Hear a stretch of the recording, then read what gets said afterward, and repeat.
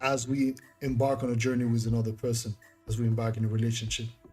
You know, um, even though I never had issues with women, I never felt like it was difficult for me to find somebody. Well, and that was even before I was known in my industry, so it never really was an issue. But the issue was my belief. I started to make myself believe that um, thank you, Janice. Thank you very much. Welcome to MQT. I made myself to believe that I was not worthy of love, even though that's what I wanted. But everything, and that also I needed to save. I had this savior complex problem. I would see women wounded by other men, and I wanted to save them. I wanted to shower them with all the love I could give that my mother and my father taught me to have. That my upbringing was. I never seen, like, I think the first time I really saw my parents arguing, I was probably 16 or 15, I think. And before that, they would just never argue before us. They would just treat their issues on their own. Yeah, sometimes we'd hear a conversation, but it would just never be, my father, thank God, never rose his hand on my mom. I think it happened once, and I think he never did it again. It was at the early stages of their relationship, and she was like, "You do that again, I'm gonna kill you." So, and my father was young. My father was 12 years younger than my mother.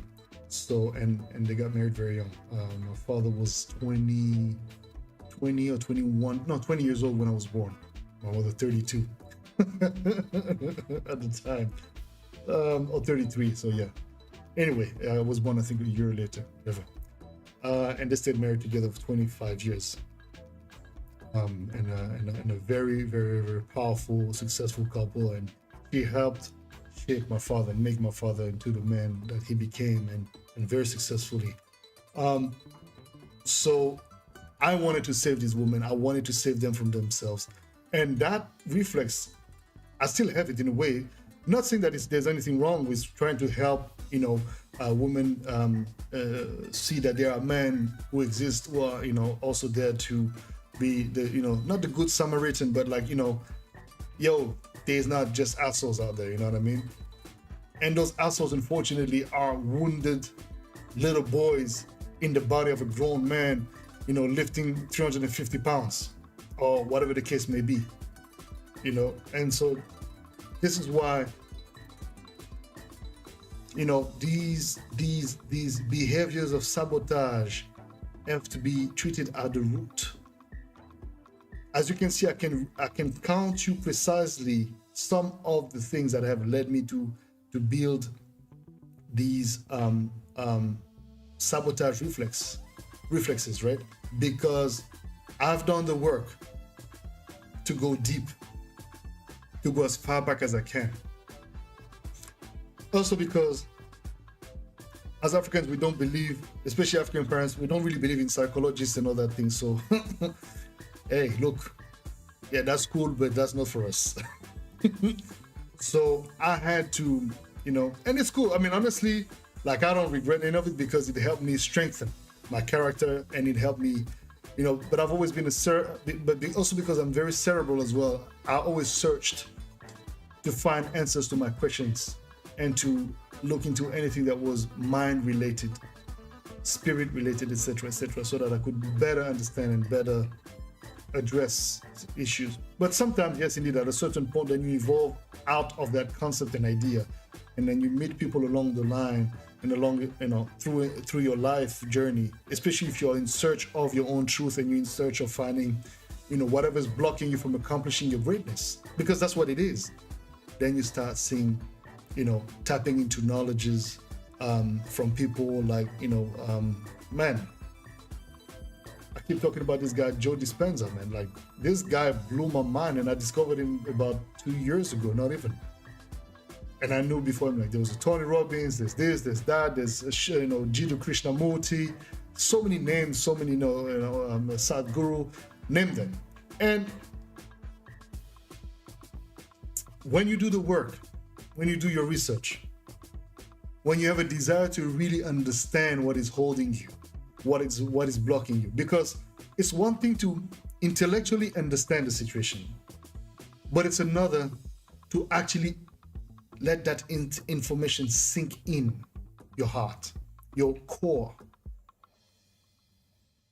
Just like when somebody tells you, oh man, girl, this guy's bad for you. Like, honestly, like, yo, you gotta leave him. That woman is not gonna leave this man, or this man is not gonna leave that woman until they understand in their core that they are being destroyed by a human being, no matter how much they love them. And the reason why they love them is because they see the potential.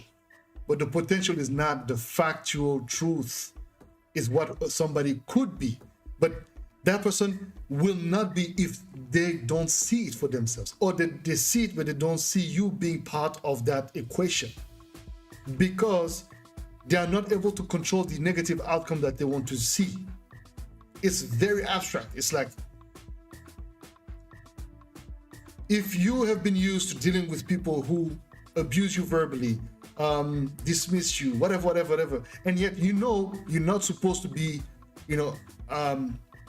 attracted to that or going for that, but yet you repeat the same patterns because what?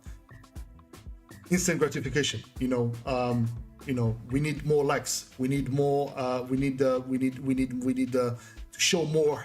Let me show more skin. Let me get attention. Let me get this. This attention sinking. And it's always so funny to me because it's always getting in the. For some women, it's like, I'm expressing my power as a woman. I get it. For some women, I get that. But for a lot, it's like only Jesus can judge me. But then the shit that you be showing is like, you're gonna attract the wrong person, because this is some of the effects of sabotaging yourself. No, it's my freedom. Yes, it is your freedom, without a doubt. Hey, everybody's free nowadays, but so do whatever you want. But don't be surprised that the outcome or the result of this might be, and will most of the time be, negative. Because within these sets of negative experience, there's always going to be life. Oh, and it's the beauty of life, man. Life gives you people to enlighten you, to show you that you are worthy of love, you're worthy of all of this. But then there's a reflex so deeply synced in you that you're not good enough. That the number one thing you're gonna find is a way. Humans are funny, man. Hey, Lord. The number one thing you're gonna find is a way out of that situation, because you're just not used to it. You're just not believing it. I love you, even if you just woke up in the morning, or you know what, I think you can do this. Yeah, but I don't have the diplomas, or I don't have the skill set. You can do this. Look, and you show the person, and you literally show them by example, and by letting them do it, but just by guiding them through and through, and they're like, oh my God, yeah, that's true. You see? But then the walls they built are so thick and so high. There's negative walls of